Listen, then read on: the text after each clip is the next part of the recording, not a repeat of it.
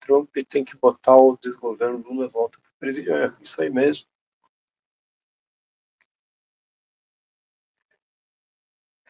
O Odin Ancap, ele comentou também. Peraí, quando eu estava falando da secessão, na secessão não, do fato de Taiwan ser considerado pelo mundo inteiro, por todos os governos do mundo, como parte da China. E ele fala: peraí, mas o mundo inteiro estaria errado caso fosse.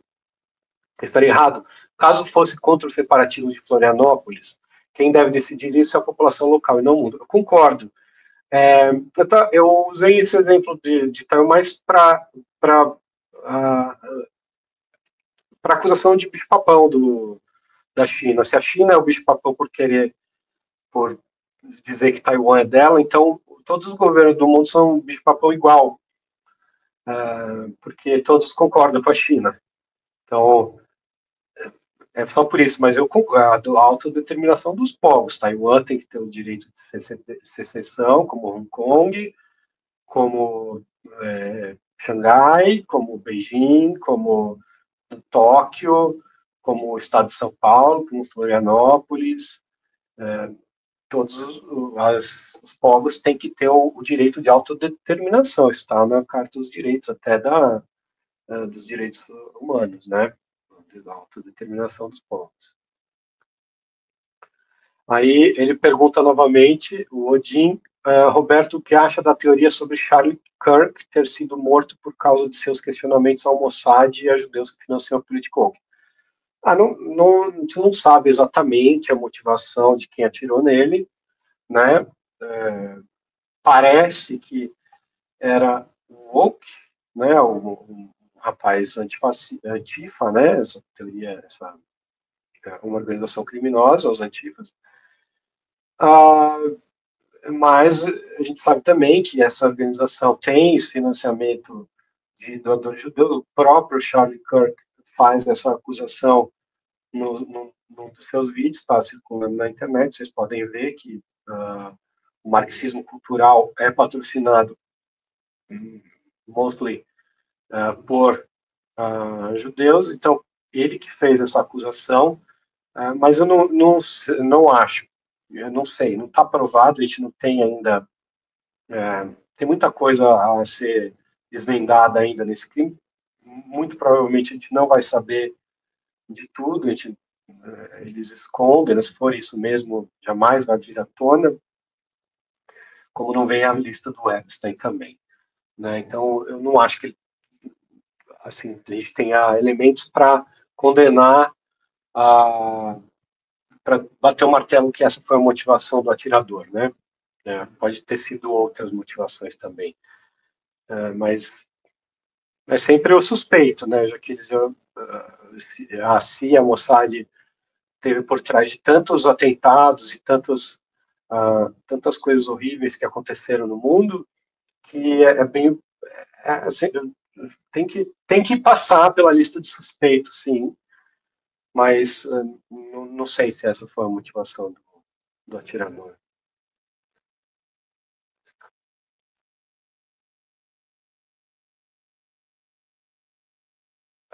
O Victor Haas ele comentou que o Estado não é contradição jurídica. Tem um artigo, o Estado é uma contradição jurídica, antes de mais nada, uma contradição jurídica do Hans Hermann Hoppe. Eu vou passar pelo adiantado da hora, que eu vou recomendar que você leia esse artigo. Acredito que eu tenha feito a leitura comentada desse artigo, mas eu não tenho certeza. Agora, leia o artigo. Leia o artigo que Eu ele deve tirar. acho que você fez, Roberto. Eu estou olhando aqui, mas eu acho que você fez sim. Mas eu não sei, porque eu leio tanto artigo também no site que às vezes. Sim. Foi a leitura comentada no episódio número 13. Pode ir assistir lá. E se você tiver alguma dúvida, leia mais.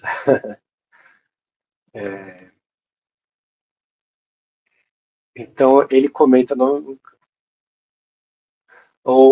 fala que o único ANCAP do Brasil foi o Daniel Fraga e o resto são bolsonaristas que têm fetiche de subvenção pelo ZEUA, país mais estatal do mundo, até pelo nome. Não sei a quem ele está se referindo. Eu tenho, não é simpatia, simpatia pelo Bolsonaro por conta da atuação dele na pandemia. No resto, eu não gosto muito de socialistas, então o Bolsonaro, eu não me digo um bolsonarista, apesar de eu achar que ele fosse a melhor opção comparado com os outros, né? Então, entre ele e o Lula, ele é o menos pior. Então, eu desejo, já que não podemos ter o melhor, sempre o menos pior para o povo. Eu nunca torço pelo pior. Então, eu continuei torcendo para ele ganhar a eleição e não sei se algum dia ele vai poder voltar, mas se ele voltar a concorrer, eu vou ter que ver quem é o adversário para poder apoiá-lo ou não. Apoiar, né? Torcer para ele ganhar, né? Porque meu apoio não vale nada, né? O slogan sionista é uma terra sem povo. O slogan sionista é uma terra sem povo para um povo sem terra, mas havia sim um povo na terra, um campesino na terra, exatamente. Já gente. A Palestina não era um deserto. Tinham pessoas morando lá e leiam a história, leiam a história. Tá tudo contado. Tem livros, tem um livro Chegando na Palestina, tem outros livros. Aí, falando sobre aquele assunto que eu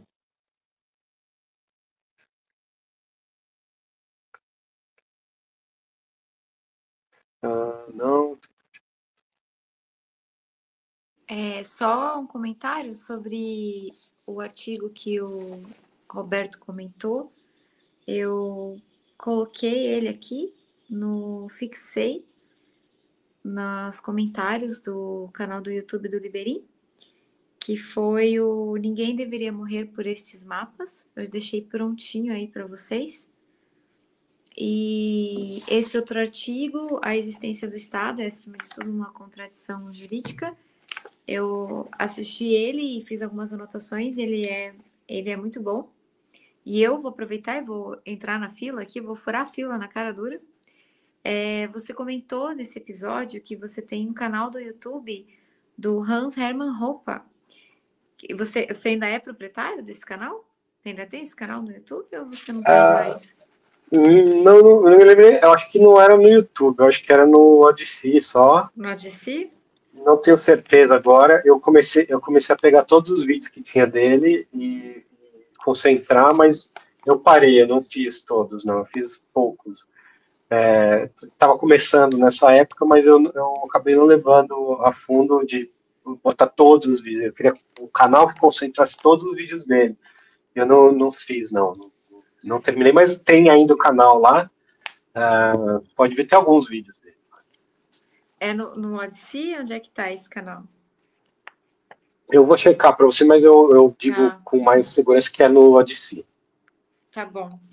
E daí também vou divulgar que dentro desse programa, né, do Leituras Comentadas, no programa, o Roberto cita o artigo A Ética da Justiça, do Fernando Quioca. Então, leiam os artigos do Fernando e do Roberto. É a ética da polícia, não é a ética da polícia? Da polícia? Não sei. Acho que é. Acho Viu? que é. Ele Bom que tem. eu já tô corrigindo aqui. Obrigada. É que eu fazia tudo correndo, sabe? Eu não pausava. Eu ia Claro. assim.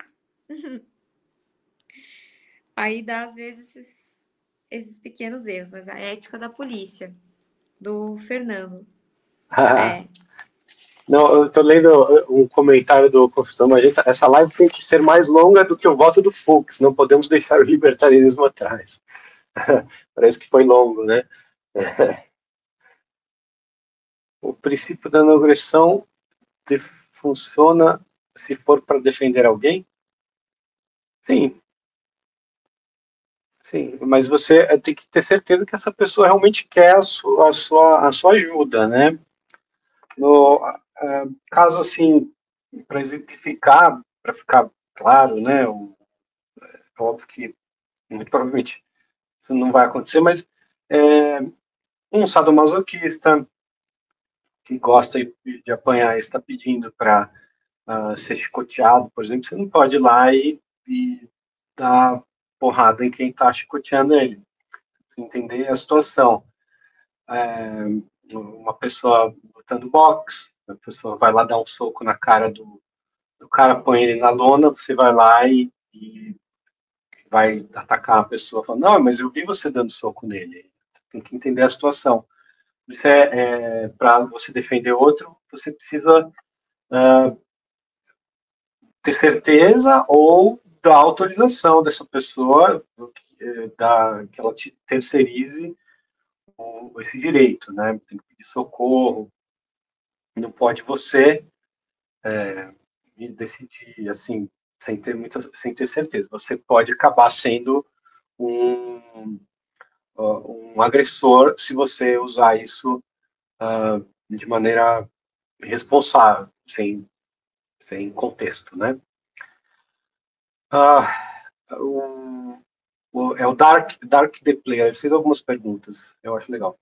Uma dúvida, como o Estado poderia acabar? Uma guerra pode ser um exemplo histórico e a Guerra de 100 Anos levou ao fim da época feudal. Não sei exatamente disso, mas o Estado poderia acabar, eu falei, a secessão sendo feita numa região e esse direito sendo respeitado numa região, ele teria como aconteceu, né, o Brasil se cedeu de Portugal, e esse direito, você negar esse direito para as outras regiões do Brasil é você negar esse direito do Brasil se ceder a Portugal. Então, a secessão é um caminho, porque é um direito em que ele vai sendo replicado, chegando às unidades menores, né, por coerência, deve ser assim. Caso contrário, não há coerência, né? Falar que nenhum estado pode se separar de Brasília da onde, então, por que Brasil pode se separar de Portugal? Né? Não tem sentido. E o outro é o que eu falei, do dia para a noite, com um despertar geral, e as pessoas simplesmente largando a caneta e dizendo, acabou, daqui não sai mais dinheiro, daqui não sai mais uma gota do meu suor para vocês. Me recuso. Eu sou soberano. E pronto. E aí, no dia seguinte, ou votando em mim também nas eleições, né? E aí acabou o Estado, né? O que eu acho que aconteceu com a mesma pessoa, o que vocês acham que aconteceu com o Daniel Fraga? Não, no que eu acho, né? Ele foi ameaçado pelo Estado, ele viu o canhão do Estado sendo apontado para ele, não apenas uma vez, mas por em diversas vezes aconteceu isso com ele, e ele fez o que qualquer pessoa sã faria, né? Ele parou, terminou o apoio dele ao Estado, como o presidente fala que o desinvestiu, né? Vendeu a casa, não sei se era dele a casa alugada, mas ele vendeu tudo que ele tinha, comprou Bitcoin e sumiu. Espero que ele esteja em um outro país, que ele não esteja no Brasil. Espero que ele esteja bem e espero que, se ele ver esse vídeo, ele me doe uns 20 bitcoins aí. acho que tá bom. O seu, o seu amigo Renato Trezetão podia também fazer uma doação generosa, né? Se ele se o Trezetão me der 20 bitcoins, eu me dedico exclusivamente ao libertarianismo pro resto da vida. Viu, Renato Trezetão? Escuta o recado, hein?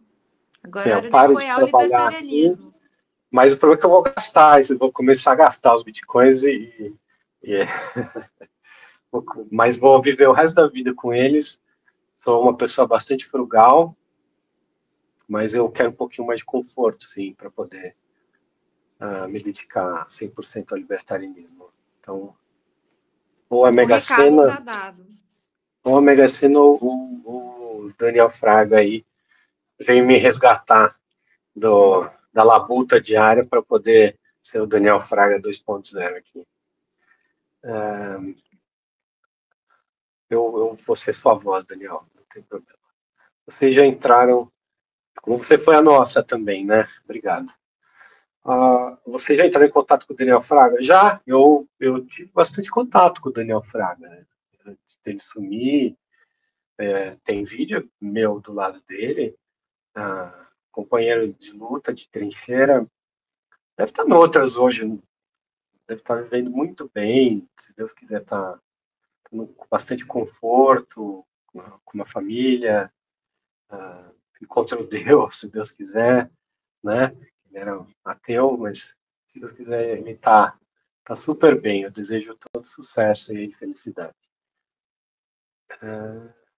Miorim disse anteontem que irá processar quem xingá-lo de fascista, pois, segundo ele, isso deveria ser encarado como uma ameaça de morte. Não seria um salto lógico? Sim, seria um salto lógico. A gente pode... A gente é contra as leis contra a calúnia e difamação. Acho que elas não deveriam existir, que elas são uma violação ao direito de propriedade. Está explícito na teoria libertária, não há controvérsias. Se ele falou isso, não vi ele falando isso, mas se ele falou isso, tá errado, eu acho. Mas eu entendo também quem usa as armas contra as pessoas que essas leis antiéticas, contra as pessoas que defendem a existência dessas leis antiéticas. Por exemplo, em alguns vídeos meus, ou em algumas argumentações minhas, eu dizia, os chineses estão querendo comprar uma usina ou as fazendas do Brasil. Eu diria, vendam e não entreguem, porque eles não são comunistas, então não existe propriedade privada, perdeu uma lema, né? Vendam e desapropriem. Mas a gente não é comunista de verdade. Troca esse nome aí, então, né? Mas eu entendo, o Brasil também não é uma república federativa, né? É uma ditadura militar. Os estados mentem não apenas para cobrar os impostos, para se manterem existentes, como também nos seus nomes, né? Mentem bastante. No caso, a China está mentindo, ela não é comunista, graças a Deus. Né? Eu lembrei de uma coisa agora que você fez esse comentário. Talvez, voltando bem lá atrás, quase no começo da entrevista, talvez o governo chinês não tenha interesse de se divulgar como não comunista.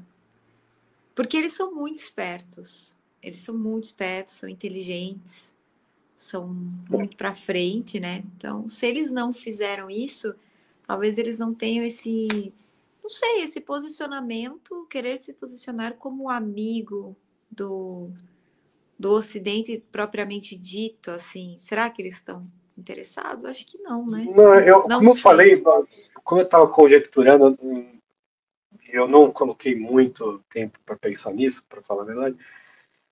Eu acho que deve ser mesmo por conta do apoio popular na China, né? De continuidade de Mao, já que eles ainda usaram a figura de Mao para gerações. Eu acho que eles se desligarem desse passado poderia fazer com que eles perdessem o poder. E eles ainda dizem que são comunistas, mas com características chineses, né? Pelo confucionismo e tudo.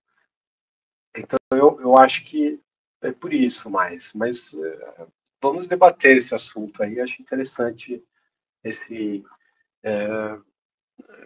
a gente conversar mais sobre isso. Por que eles se dizem comunistas sem ser, né? Ei, eu não vou debater com você nada. Não, digo, pode ser eu e você, mas eu estou falando do público, né, em geral. Estou dizendo que eu não tenho o martelo batido, né? Eu tenho que comer muito feijão com arroz ainda. É uma conjectura só que eu fiz, mas não necessariamente é o que é, né? A gente não sabe os motivos deles, né? Ah, e aí eu acho que a última pergunta que eu tenho aqui, não sei se alguém mandou, se você conseguiu ver alguma outra pergunta em algum outro canal, mas O Caio tem uma pergunta. Ele já perguntou 2 vezes como que é o canadense médio. Como fala assim que no Brasil tem o afegão médio, né? Como é se ele perguntou se o canadense é muito, abre aspas, gado. Se é tão gado é, quanto o brasileiro. não é sim, é bastante.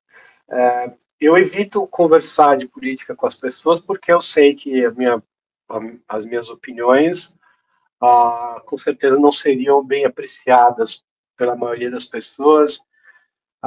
Então, eu não tenho interesse na opinião deles. Também não são pessoas estudadas. Eu não vou conversar com meu vizinho que é geneticista sobre filosofia política, ou com outro que é músico, que nunca passou um minuto da vida dele colocando, tentando estudar esses assuntos ou debatendo esses assuntos. Eles têm a visão rasa, muitas vezes não gostam, né, de impostos, mas querem que o Estado dê tudo.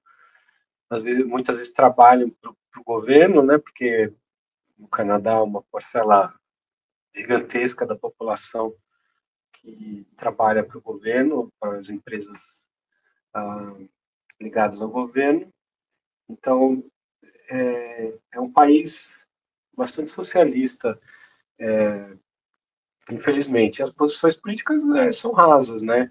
Até o partido de oposição é socialista. O único que salva é o do Maxime Bernier, que é o PPC, que é, tipo, tem menos votos que o PCO, né?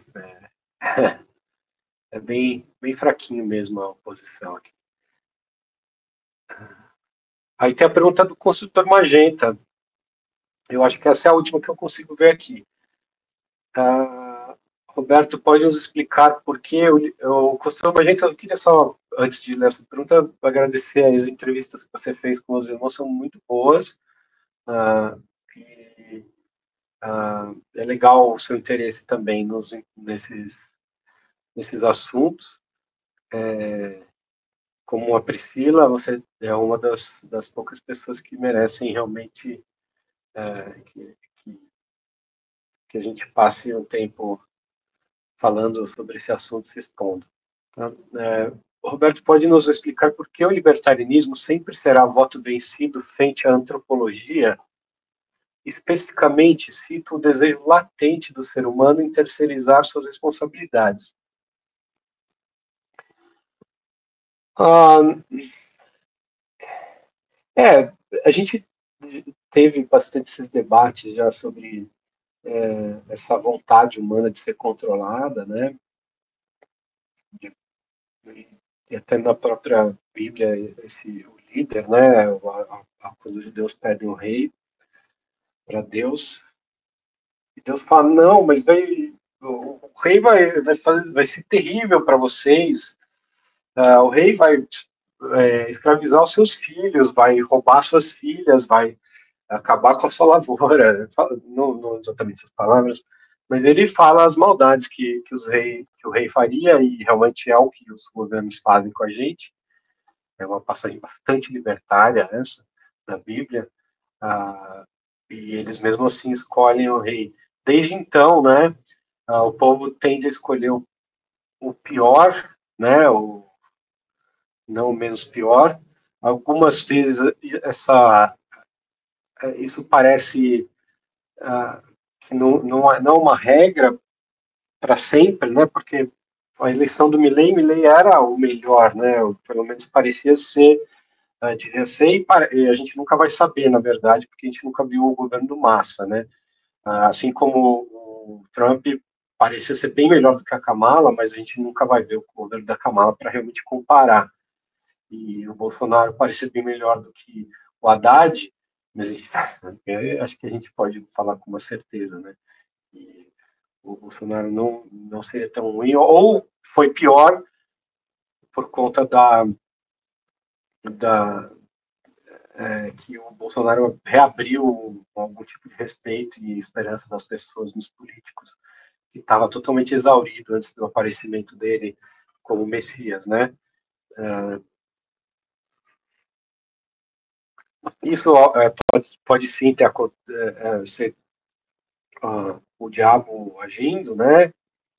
E coloca ali o menos pior e as pessoas votam, mas no final as coisas acabam piorando, né? Que é o que foi que aconteceu com o Bolsonaro, que depois que ele saiu as coisas degringolaram de vez, né? E ele não teria saído ou o governo não teria tanta chance de ser tão mal quanto ele é hoje se o desconforto das pessoas com o Estado continuasse tão grande quanto era antes dele dar uma amaciada nas pessoas, na visão das pessoas que elas têm sobre o Estado, né? Então agora tudo tem salvação, assim como o voto do Fux também que foi mencionado aqui, ele dá uma amaciada, né? Porque você fala, pelo menos tem um lá, hein?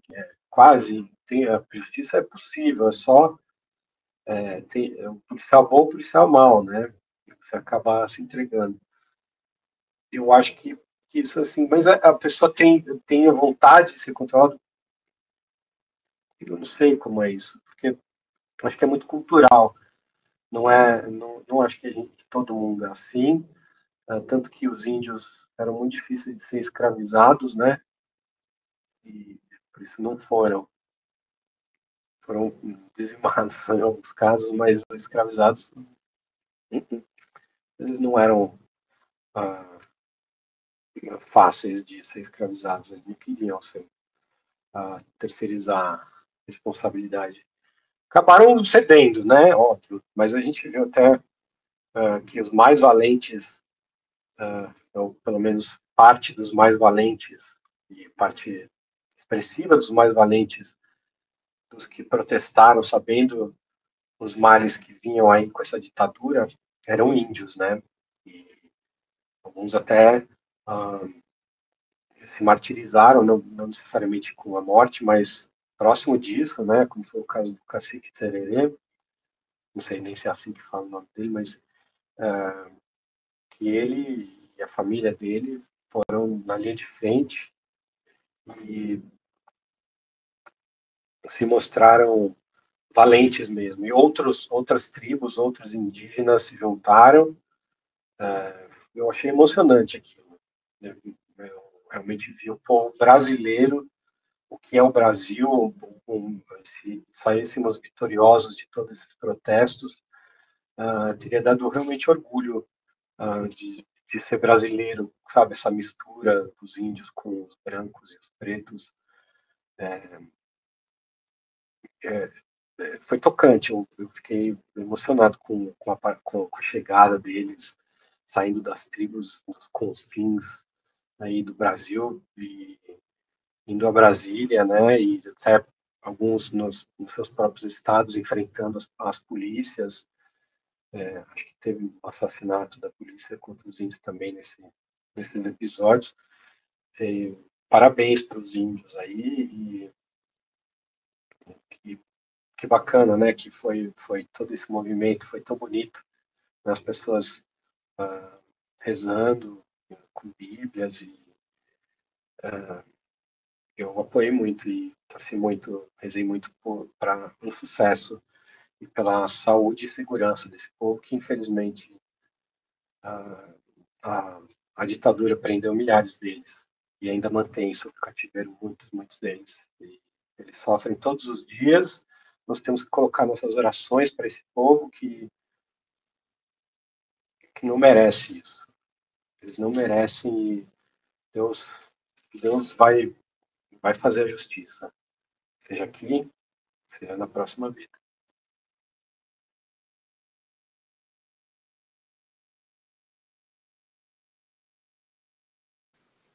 Bom, é isso? Batemos um recorde hoje, 8 horas de live. Foi muito além do que eu esperava. Roberto, obrigada por ter cedido o seu tempo. Muito obrigada mesmo. Fica o convite para você voltar. Claro que você, né, agora vai puxar um fôlego, provavelmente, Sim, mas os assuntos não foram esgotados, tenho certeza de que não foram mesmo. E eu te agradeço muito, viu? Por tudo. Obrigada mesmo. Muito obrigada. Deus abençoe muito você e sua família. E também obrigada ao público que ficou aqui até o final. O Caio ali na trincheira junto, né, Caio? Ele é parceiro mesmo. Então, eu agradeço a todos também que passaram por aqui, que assistiram depois, e também o construtor Magenta. Ó, viu? Ele levou a sério, ele tomou uns 20 expressinhos aí, ele ficou tomando café, né? Eu fui aqui no seco e o Roberto tá numa vantagem contra nós, né? Porque ele tá no fuso horário lá, ela tá mais cedo. Então, aqui a gente tá exa mais.